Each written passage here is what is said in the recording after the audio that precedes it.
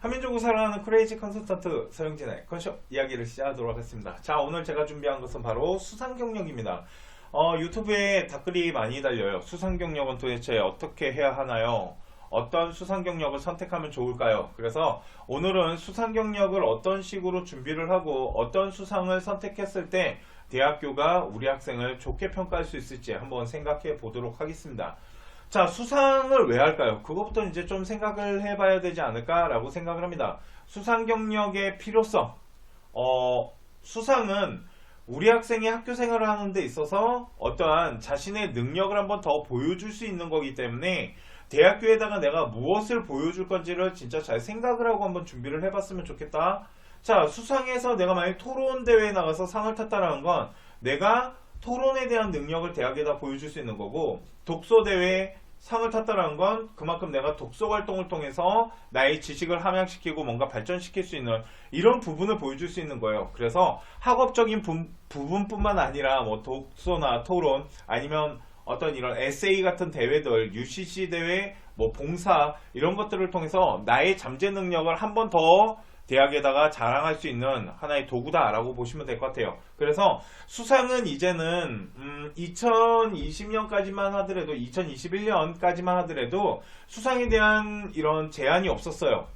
그래서 뭐 상위권 대학교 가는 아이들이 뭐 수상이 보통 40개에서 60개 이렇게 많은 시간을 투자하고 자신의 노력을 통해서 대학에다가 나의 능력을 어필했다라면 이 수상이라는 게 이제 또 하나의 이제 학생들한테 좀 힘들다. 그러니까 좀 학업 외에 더 많은 것들에 대한 과중이 있고 이게 또 사교육을 또 조장시킨다 뭐 이런 얘기가 있어가지고 결국은 수상도 이제는 한 학기에 하나밖에 들어가질 않아요. 그러니까 1학년 1학기에 하나, 1학년 2학기에 하나 그렇게 해서 총 5개 3학년까지 하면 6개 아닌가요?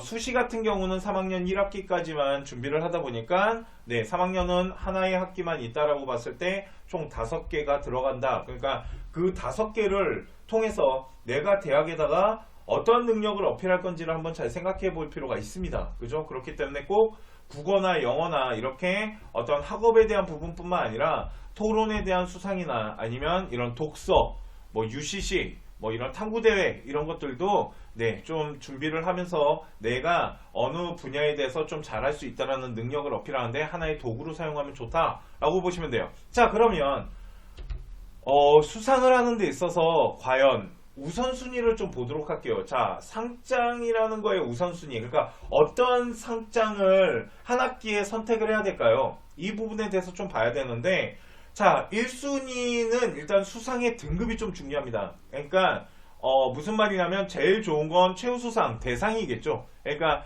이 등급이 높을수록 우리 학생의 이제 수상에 대한 어떤 능력 같은 것이 더 높은 거잖아요. 그렇기 때문에 일단 첫 번째 생각해야 되는 거는 어떤 수상의 등급을 갖고 있는지. 일단은 제일 좋은 건 대상과 최우수상이고 그거 밑으로 금상, 우수상이 있을 거고 은상, 동상, 그러니까 장려상 같은 경우가 가장 많은 학생들이 받다 보니까 장려상보다는 그 외에 뭐 최소한 제가 생각했을 때 은상 정도 수상을 통해서 나의 좀 이렇게 학생의 능력을 좀 어필하는 것도 하나의 방법이 되지 않을까. 그래서 일단 1순위는 대상 최우수상을 받으면 일단 그 수상에 대해서 일단 먼저 체크를 해 놓으시고요.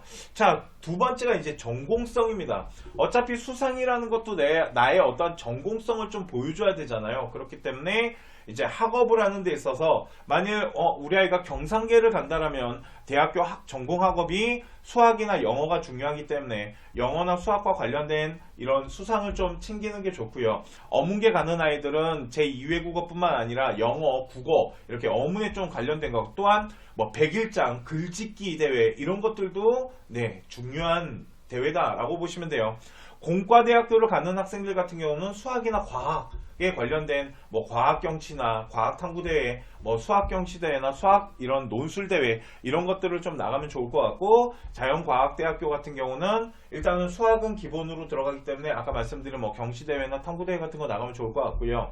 이제 관련 과와 관련된 이제 대회가 있어요. 그러니까 과학 탐구 대회 같은 경우도 물리나 화학, 생명, 지구과학으로 나눠지는 경우가 있거든요. 그렇기 때문에 내가 만약 화학과를 간다면 화학과 관련된 대회들, 뭐 물리를 간다면 뭐 물리와 관련된 대회들, 이런 과들을 좀 이제 자기 학과에 맞춰서 준비하는 것도 하나의 방법이 된다. 자, 그러면 1순위는 일단은 상의 높이가 중요하고, 두 번째는 전공과 관련된 활동 라인이 좀 중요해요. 자, 그런데 전공성을 갖고 있지 않은 대회가 있는데요. 이 대회도 참 좋은 대회입니다 라고 제가 말하는 대회가 아까 말씀드린 토론대회와 독서대회입니다. 독서대회 같은 경우는 어문계열 가는 아이들한테는 어떻게 보면 전공학업에 가깝다라고 보겠지만, 독서를 하는 것은 꼭 문과 이과를 떠나고 좀 융합적으로 다 할 수 있는 대회다 보니까 이런 독서 능력과 또한 토론대회 같은 것들도 좀 잘 챙기면 좋다라고 보시면 될 것 같습니다. 자, 그러면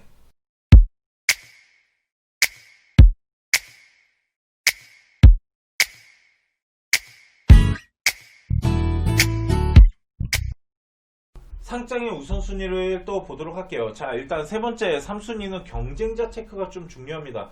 경쟁자 체크라는 건 우리 학생이 수상을 대회를 도전하는 데 있어서 몇 명의 학생과 했으며 어떤 학생과 경쟁했는지가 좀 중요해요.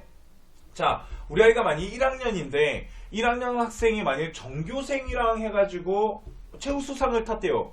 그러면 1학년이 2, 3학년을 잡은 거잖아요. 그만큼 높게 평가를 할 수 있다. 그렇기 때문에 가장 높게 평가하는 거는 이 참가자 중에 이제 전교생과 했을 때 이 부분에 대해서 좀 높게 평가가 되고, 그 다음에 1, 2학년들, 그러니까 3학년끼리 하는 대회는 그렇게 많지가 않기 때문에 1, 2학년이 묶여서 하는 대회들, 그리고 학년 대회가 있습니다. 1학년 전체가 참여하면서 하는 대회가 있고, 그 다음에 이제 제한학년이라는 게 뭐냐면 학생들이 선택해서 이제 대회에 참가하다 보니까 한 학년 아이들의 뭐 전체 인원이 150명이라면 그 중에 한 3, 40명만 도전을 해가지고 30명 안에서 상을 수상한 것에 대해서 이렇게 그 부분이 좀 낮게 평가가 될 수 있겠죠. 그렇기 때문에 이 참가자가 어떻게 돼 있는지도 한번 체크를 해봐야 돼요. 네, 그래서 전교생이랑 한 부분이 가장 좋은 수상이다 라고 보시면 되고요. 네 번째는 이제 발전 가능성이라는 게 있어요. 자, 수상을 통해서 발전성이라는 걸 만들어낼 수 있는데,